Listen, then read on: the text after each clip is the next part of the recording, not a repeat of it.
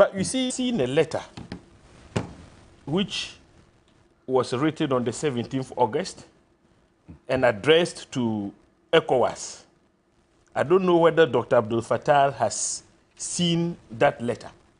This is coming from the UN. And the UN, according to this letter, is warning of the impact of the sweeping nature of the sanctions that ECOWAS has so far slapped on Niger. On the humanitarian Those sanctions have so created a humanitarian crisis in Niger. Prior to the imposition of ECOWAS sanctions, we didn't have a humanitarian situation in Niger, even in the aftermath of the coup. Now, if economic sanctions can inflict so much pain and create a humanitarian catastrophe in Niger, come to think about the repercussions of war.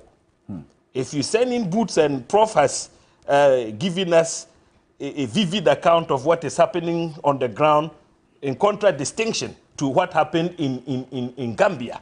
You have Russians, you know, getting involved. France. The Americans are there. France is there. Look, if care is not taken, Niger would become another Ukraine for us.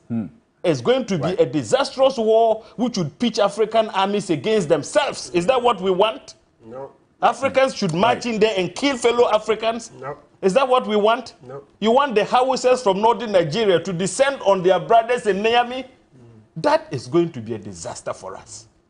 So, you see, in as much as we don't support coups, I don't support a coup either. Why? I'm an MP. If there is a coup in this country today, we would be amongst the first to be asked to report to the nearest police station. In our own interest. So you know what that means. But we must speak to truth. In 2001, when the ECOWAS was about... Yes, I'm winding up. To adapt a protocol on good governance. Arguments had been made, proposals for term limits to be adapted as part of that protocol. What did the leaders of ECOWAS at the time do? They shut down the proposals for term limits. And that is what allowed people like Alpha Condé, even next door Côte d'Ivoire, to manipulate constitutions and perpetuate their stay in power.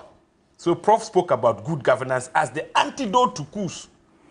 ECOWAS should become serious in condemning, you know, constitutional manipulations, bad governance, when people are killed for demonstrating.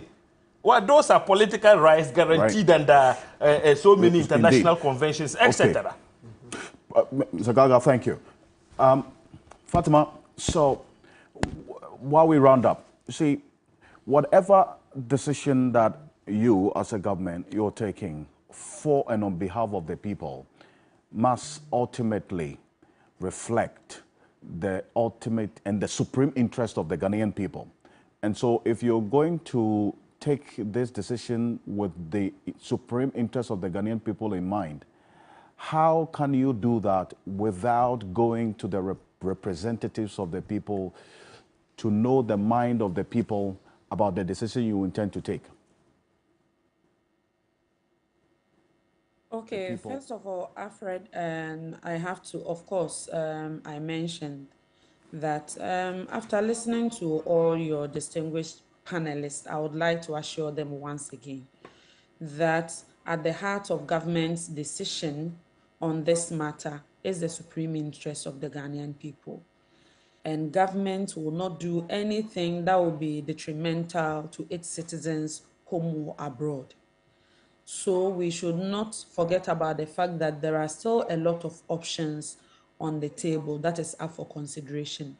Specifically to your question, let me remind you that this is also a developing story. You asked the commissioner about recourse to the Security Council. He said not yet. If the Ministry of Defense or the government is planning any such of engagement with the legislature, it is not something that has come to my notice. But I won't be surprised. I won't say it's something that is perfect. But finally, I would like to remind you that the commissioner mentioned that in 3 of the recent coups, the primary reason that was cited was not poor performance of government. No, it had to do with his understanding of the performance of governance is questionable. Okay. He can't say Thank that. you. Yes, I am. Let Please, Fatima. if you Hold will on. kindly permit me. For This is example, It's hold on, questionable. Prof. Yes. Prof, hold on. I'll If you come to will kindly Yes, permit me, Fatima. I understood his comment in that narrow sense, and that is what I'm making reference to.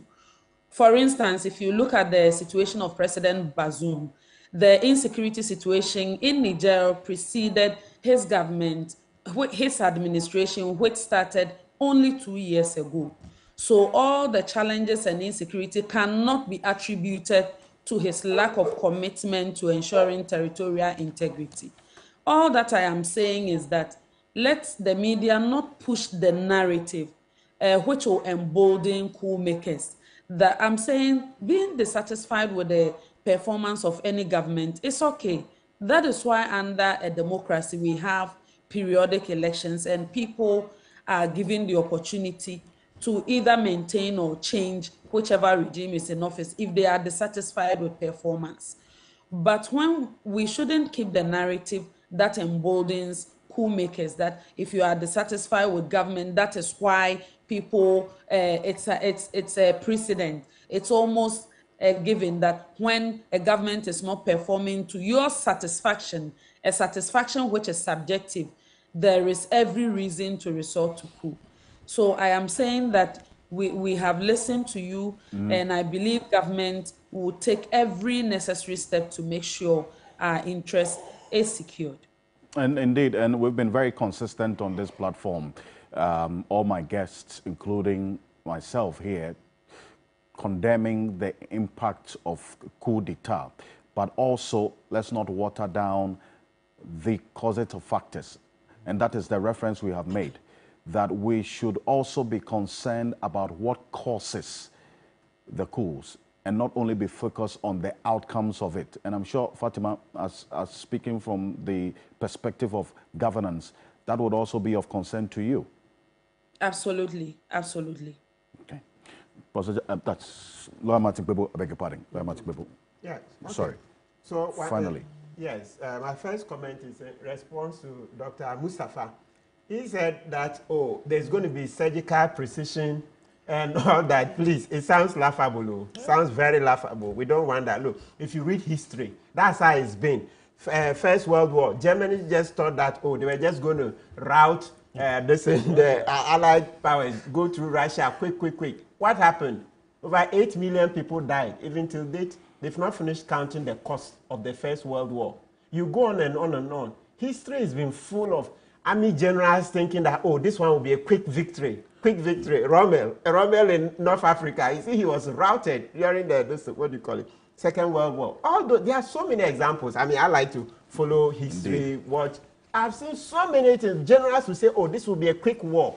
Then it tends to be a very long one, protracted, and citizens die. So please, it shouldn't, I don't want to hear this will be a surgical precision. Yes, Ambassador Musa says it's going to be surgical. Nobody's asked for any surgery. We are dying here. We are hungry. Nobody wants any surgery. So you should remember, ECOWAS should remember that one will be one too many. That surgery is going to be one too many. Citizens are dying. That's the thing. That's the first thing ECOWAS should be discussing. That the impact, the humanitarian crisis, people are dying. Are we serious at all? These big people come to sit here. They don't even know that daybreak, people have not eaten, people can't find food, people can't pay school fees, and then you are talking about grandiose wars, all options on the table. Which table? Which table? We have not asked for any restoration of constitutional power by use of force there. No, nobody's asked for it. Look, Article 2.4 of the UN Charter is very clear that states should not use force in their international relations. Article 2.4 of the UN Charter is clear. It prohibits states. So President Akufo-Addo, don't take our money anywhere. Talk about your bad governance. You know, this case is providing a very useful relief for President Akufo-Addo. I'm sure by now he says he laughs that you see Ghanaians. Now all we discuss is the impending war in Niger, and he is getting a respite. You are not getting any respite. Talk about your bad governance. That is the main thing. Talk about your bad governance. The fact that now Akufo-Addo's family is very, very, very rich. and he's about to exit with that money, and we are dying. Fatima, I've said it. Oforiatta is made hundreds of millions. So that's the truth. We are dying now, and Akufo-Addo and his family have become very rich. That is the first point we have to use. Fatima, are you denying? I say Oforiatta is not made money. Are you saying he has not made money from the bonds? No.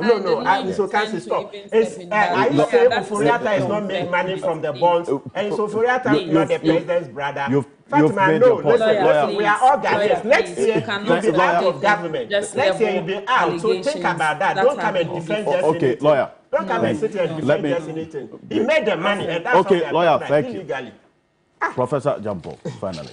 Well, I think I've received that information that the ECOWAS security chiefs are relaxing in Kempinski. We don't know. Well, I think I said they are relaxing in Kempinski and projecting our discussion. Let me address them. Dear ECOWAS chiefs, please listen to me. You do not have what it takes to bring our people together to be caught up in a crossfire of proxy war between Americans, Russians, and oftentimes, if people are not governing well, then they tend, or they want to tend to use the military to go intimidate. I think we are tired of some of these things. African leaders must govern well. I'm saying that the solution to the fear of coups does not lie in swift deployment of troops to go aid other countries that are experiencing military intervention without thinking about implications and consequences. The solution to the fear of coups lie in governing well. If you govern so well, you don't have much to fear. If you govern so well and the military still would want to topple you, you would have civilians revolting in support of you. And so the solution to the fear of military intervention lies in good governance. Professor Ransford Jampo, thank you very much for your concluding comments on this matter. But as earlier indicated, we are following closely the coming days, how this particular situation will play out, especially because of what Ambassador Musa told us earlier, that all means of diplomacy will be employed in the coming days to get this matter resolved, just as has been buttressed by Fatima Abubakar as well. But our next issue, which got some reactions, especially within the week, is the decision by government, by extension, which has been actually approved, was approved by Parliament as part of the amendments to the tax laws, to have 10% tax imposed on betting and lottery. There's been some reaction to this, but let's hear from the public first, and then we'll get some position from Parliament as to why they even allowed this to go through, and then government's position as well on this. Take a look. Your football analysis for her, your football expert for her. Our munim bomb yepa. And it's a Ghana Ben who say betting company no sikawum and as a betting is kawuma. On creative group, Sika, ABR 1 billion. No for almost at to bet in be. So almost mudia. Sika your group nadia. Na me be a me taxi driver be a metonku baby a me once in the quarter bet also bet 10% or so. Sikana baba demo ba money so obasans at he level also. Me this kind of took bang obasans at tax also. And this Sikana median I hand a bamism. For my side they are not good. What I wife like I can't chop maybe 100 cedi. We can't say 10 cedi for topper. What you want show me? That one me I not go like. If sake of that, me I go show the stake bets. Me see every day at the work. You see every day at the online. So what these people they do no good. It left small. If you they go public toilet safe, they go tell you task. Yeah. See somebody go struggle and sometimes if we they sleep, say we know they feel sleep, we they try everything possible, say make we work get something. Then you go tell say they take 10% out of it. Then you go take the betting company to 20%, 30%. Very, very bad. You 10%. Nine, mobile money, we are going to share. To put the baboma, or I go to the way we go back. Well, so those are the views of the members of the general public here, and then the concerns raised about this tax on all betting and lottery winnings, which took effect on August 15, which was some 4 days ago.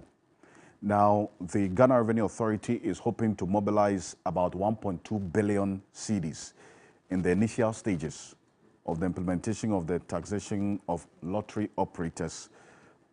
And the revenue mobilization from the taxes is expected to increase to about 3 billion cedis after the initial stage. These are the projected revenues that are expected to come in. And you know that this is subject to all things being equal. We saw this in the e-levy and others that did not meet the projected revenue expectations. In fact, the latest development follows the passage of the Income Tax Amendment Act 2023, Act 1094, which subjects all lottery wins to the withholding tax to be deducted by the lottery operator and paid to the Ghana Revenue Authority.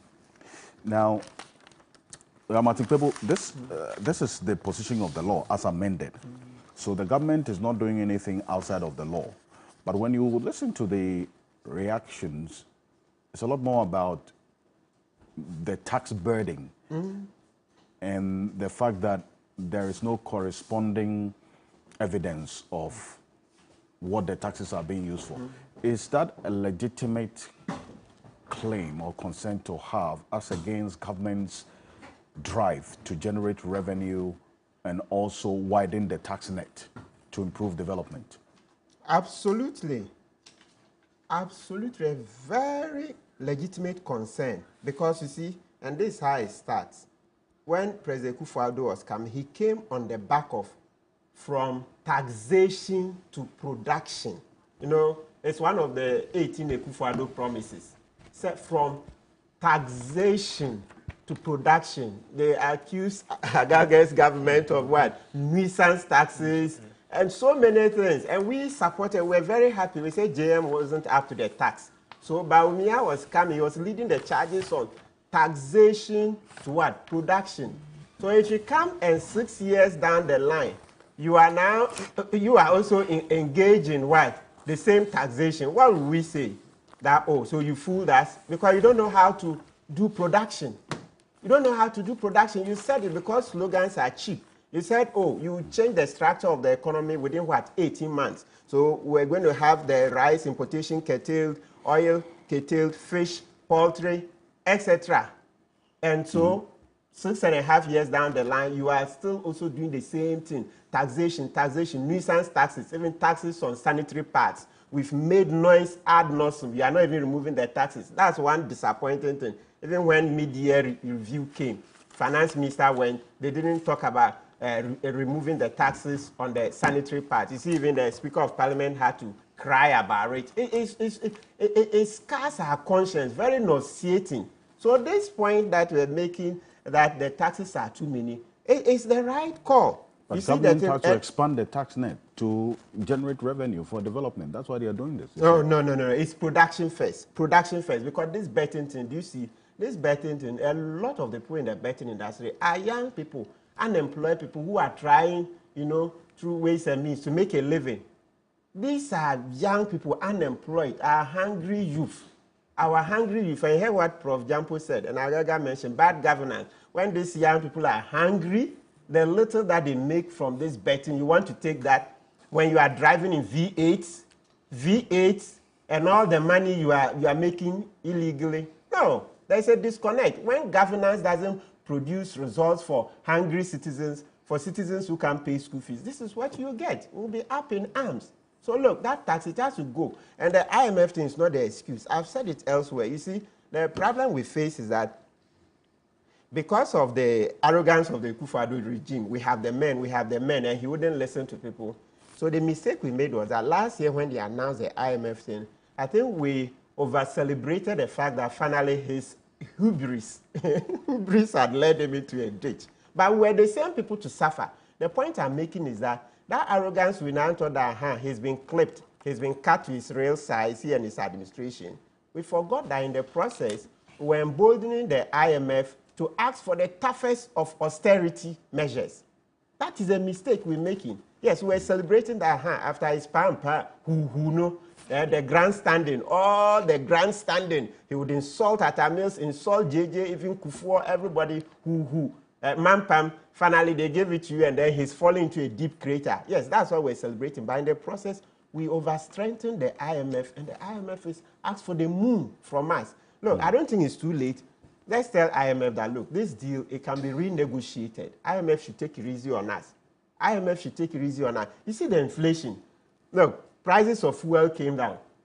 Did you see the prices of the transport come down? No. The prices of transport didn't come down. So right now, look, IMF, we are suffering. So these taxes, we are really, really suffering. Yes, we know. Initially, we lost guard and supported you all throughout because we were trolling Akufo-Addo. But, mistakes happen. This your conditionalities. There are too many. One too many. We are having just too many conditionalities. I think that, look, government has to sit back with the IMF, look at the program again and adjust. Because, look, businesses are folding up. People have lost their capital. People have lost their capital. Big businesses, they're suffering. We have clients, can't pay. So the thing is that we have to go back to the IMF. And you see, IMF too should remember, we also read history. They should see. You see, in 1978 and 1981, you see the president of Jamaica, Michael Manley, led the efforts for a new international economic order. They wanted the UN to create a UN bank to lend at better rates and better terms than the IMF. But you see, Prime Minister Thatcher and President Reagan shut it down. Now you see how many years on, more than 45 years on, we are still suffering. So the world bodies, they have to look. The UN has to revisit that issue of the UN bank. IMF is killing us. IMF is killing us. This debt to GDP ratio you are giving us to reduce it to 55% by 2020. It's a killer. Okay. It's a killer. We will die. Well, when you don't have, and IMF, don't forget, they are in business. They make profit. When you don't have clients, you also fold up. A legitimate concern, but they are also there. When we mess up and we make our mistakes, we go to them. They don't come to us. So while we raise concerns about them as well, continue to ensure that we do what we have to do so we don't continue to go back to them, hopefully. But, Zagaga, this matter came to Parliament. You passed the Income Tax Amendment Act 2023, Act 1094.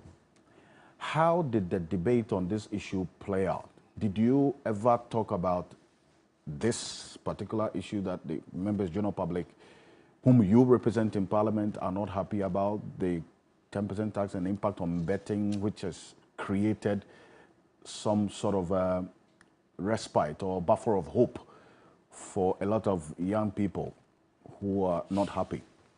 Alfred, thank you. You see, oftentimes people do not follow the debate in Parliament. And so when legislations are passed, people tend to blame or accuse Parliament as a whole.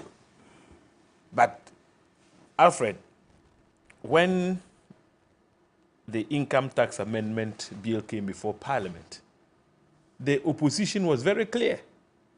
We opposed the new tax regime. We opposed it, including the sanitary taxes, the sanitary tax, which is about 20%. It attracts 20% because they classify sanitary parts as finished products. Can you imagine that? We opposed all these things. We opposed it. But you see, it is one thing to oppose, and it's another thing to marshal sufficient numbers to win the day. But I remember this particular one, it was just left with one vote. This Income Tax Amendment Act was approved by Parliament with the majority having just one vote over the minority. Yes. So what happened? And you know why? They have a slim majority if you classify them as a group. But you were not all in parliament. That day, it wasn't the full complement of both the majority and the minority. No. We, on that occasion, accounted for all our numbers. I can say this on authority. We, on that occasion, accounted for all our numbers, and we voted against this en bloc. You see, that is why I'm saying that if you classify the majority as a group, then you have, numerically, they have an advantage by one, because the independent member chose to do business with them. We knew the consequences of